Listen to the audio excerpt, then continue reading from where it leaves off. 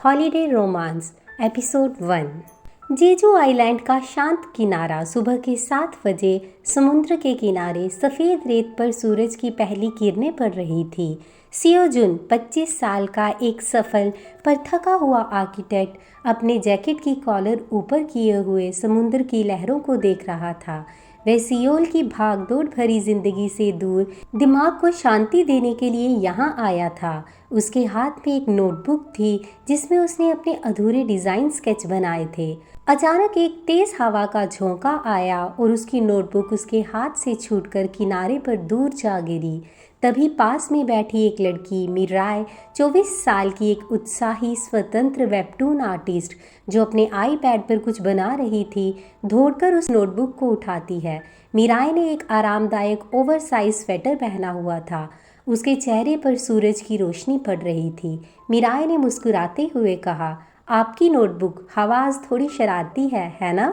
सियो जुन जो अपनी दुनिया में खोया था अचानक ऊपर देखता है। मिराय की मुस्कान और आंखों की चमक देखकर वह एक पल के लिए अपनी परेशानी भूल जाता है। सियो जुन, थैंक यू, मैं इतना लापरवाह हो गया था। मिराय, कोई बात नहीं, क्या आप यहाँ छुट्टियों पर आए हैं? आप थोड़े थके हुए लग रहे हैं।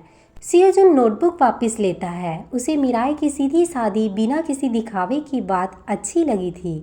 सियो जुन, हाँ, काम से ब्रेक लिया है। सियोल की इमारतें अब मेरा दम घोटने लगी हैं। और आप यहाँ क्या कर रही हैं? मिराय, मैं यहीं पास में रहती हूँ। मुझे यहीं से अपने वेबटून के लिए प्रेरणा मिलती है। देखिए, वह अपना आईपैड दिखाती है। स्क्रीन पर कुछ सुंदर रंगीन दृश्य थे जिसमें एक अकेला आदमी समुद्र को देख रहा था, बिल्कुल सियो जुन जैसा। सियो जुन, वाह, ये तो कमाल है। मुझे लगता है मुझे इसमें खुद की झलक दिखाई दे रही है। मिराय हंसते हुए, शायद मैंने इस द्वीप के हर कोने को अपनी कहानी में कैद किया है। मेरा नाम मिराय है। सियो जुन। वे दोनों एक दूसरे की ओर देखते हैं। समुद्र की लहरों की आवाज़ उनके बीच की चुप्पी को भर देती है। ये एक अनजानी मुलाकात थी जिसने उन दोनों के दिल में एक नई लहर पैदा कर दी थी। दोपहर के 2 बज चुके थे। सियो जुन कैफ़े में बैठा था और अपने लैपटॉप पर काम करने की कोशिश कर रहा था, लेकिन उसका ध्यान बार बार भटक रहा था। वह अब भी मिराय की मुस्कान के बारे में सोच रहा था। अचानक वह देखता है कि मिराय कैफ़े के अंदर आती है और काउंटर पर जाकर ऑर्डर करती है। मिराय सियो जुन को देखती है और उसकी तरफ आती है। सियो जुनशी, तुम यहाँ हो? ये जगह मेरी पसंदीदा है। सियो जुन, मिरायशी, मुझे लगा मैं तुम्हें फिर कभी नहीं देखूंगा। क्या ये किस्मत है या ये आइलैंड इतना छोटा है? मिराय, जेजू में हर मुलाकात किस्मत से होती है, खासकर यहाँ के लोगों के लिए। तुम अकेले हो? सियो जुन, हाँ, क्या तुम बैठना चाहोगी?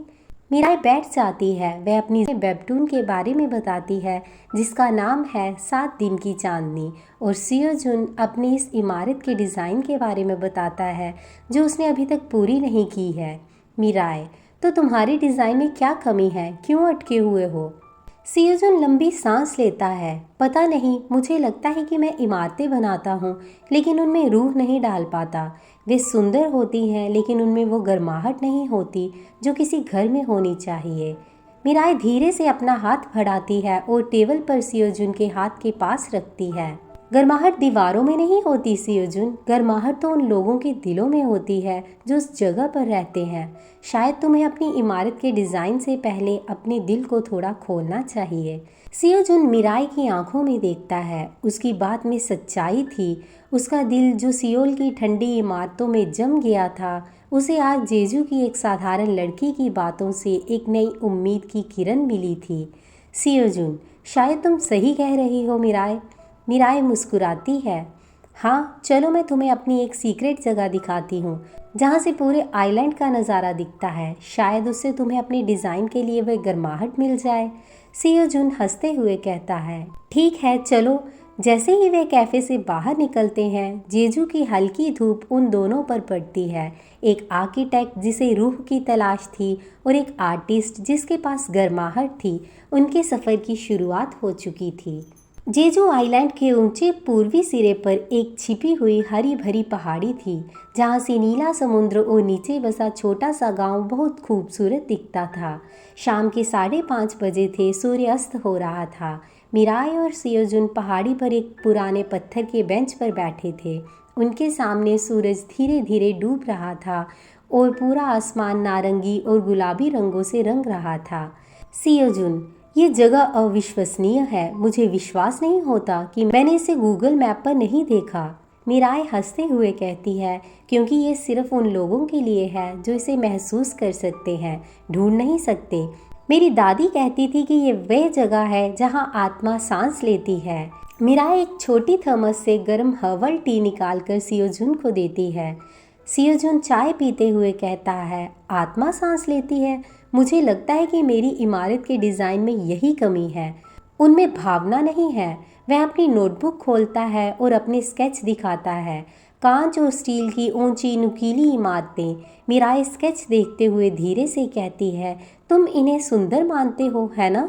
लेकिन क्या ये खुश है? क्या ये यादें बनाएंगी? सियोजुन, यादें? मिराई, हाँ, यहाँ देखो। मिराई उसे एक छोटा सा पत्थर दिखाती है जिस पर मिराई और उसकी बहन ने बचपन में अपनी उंगलियों से पेंटिंग की थी। मिराई, ये सिर्फ एक पत्थर है, लेकिन इसमें हमारी हंसी कैद है। तुम्हारी इमारतें भी ऐसी होनी चाहिए सियोजुन। ऐसी जगह जहाँ एक दादी अपने पोते को कहानी सुना सके, जहाँ कोई अपनी पहली मोहब्बत का इजहार कर सके। तुम्हारी इमारतें लोगों के लिए एक फ्रेम बननी चाहिए, ना कि सिर्फ एक दीवार। सियोजुन उसकी बात सुनकर स्तंभ रह गया। मिराई के शब्द उसके दिमाग की खिड़कियाँ खोल देते हैं। वह अपनी नोटबुक में कुछ लिखना शुरू करता है, एक नए डिज़ाइन का विचार। वह ऊंची इमारतों के बजाय खिड़कियों के बारे में लिखता है जो समुद्र की ओर खुलती हैं, बालकनियों के बारे में लिखता है जहां लोग सूरज की गर्मी महसूस कर सकें। सियोजुन, मिराई, मुझे लगता है मुझे मिल गया, मेरी इमारतों की रूह। ये लोगों के जीवन को कैद करने वाला कैनवस होगा। वह मिराई की ओर देखता है। उसकी आंखों में समझदारी और प्रशंसा का भाव था। मिराई गर्व से मुस्कुराते हुए कहती है, मुझे पता था कि तुम इसे ढूंढ लोगे। रात के 8 बज चुके थे। वे दोनों रात का खाना खा रहे थे, जेजू की खास किमची। वे अब और भी ज़्यादा खुल गए थे। मिराई, तो अब जब तुम्हें अपनी रूह मिल गई तो तुम कब सियोल वापस जा रहे हो? सियोजुन चम्मच रोक देता है। सियोजुन, जल्दी ही जाना होगा, लेकिन अब मैं जाना नहीं चाहता। वह मिराई की ओर देखता है। उसकी बात का गहरा मतलब था। मिराई थोड़ा शर्मा जाती है। मिराई, तुम्हें अपना काम पूरा करना है, मैं समझती हूँ, लेकिन वादा करो कि तुम मुझे अपने नए डिज़ाइन की पहली झलक दिखाओगे। सियोजुन, मैं वादा करता हूँ। और तुम मुझे अपने वेबटून्स के सारे नए एपिसोड भेजोगी। मिराई, ज़रूर। मेरे पास अब तुम्हारे लिए और भी प्रेरणा है। मेरे वेबटून में एक थका हुआ लेकिन आकर्षक आर्किटेक्ट है जो अपनी रूह ढूंढने के लिए एक शांत आइलैंड पर आता है। वे दोनों एक साथ हंसते हैं। रात के अंत में जब सियोजुन मिराई को उसके घर तक छोड़ता है तो एक अनकहा ठहराव आता है। सियोजुन धीरे से कहता है, जेजू की मेरी यात्रा सफल रही मिराई। मुझे सिर्फ एक अच्छा डिज़ाइन नहीं मिला, मुझे तुम मिली। मिराई का चेहरा हल्का लाल हो जाता है। मिराई, कल सुबह क्या तुम मेरे साथ सनराइज़ देखने आओगे? सियोजुन, हाँ। वे एक दूसरे को देखते हैं। अब वे सिर्फ दो अजनबी नहीं रहे। प्यार की लहरें उनके किनारों को छूने लगी थी। सियोजुन जानता था कि उसका सियोल वापस जाना मुश्किल होने वाला है। क्या सियोजुन उसके साथ सनराइज देख पाएगा, या वह पहले ही सियोल वापस चला जाएगा, या जेजू की गर्माहट उसे रोक लेगी? जानने के लिए देखिए नेक्स्ट एपिसोड। Bye bye.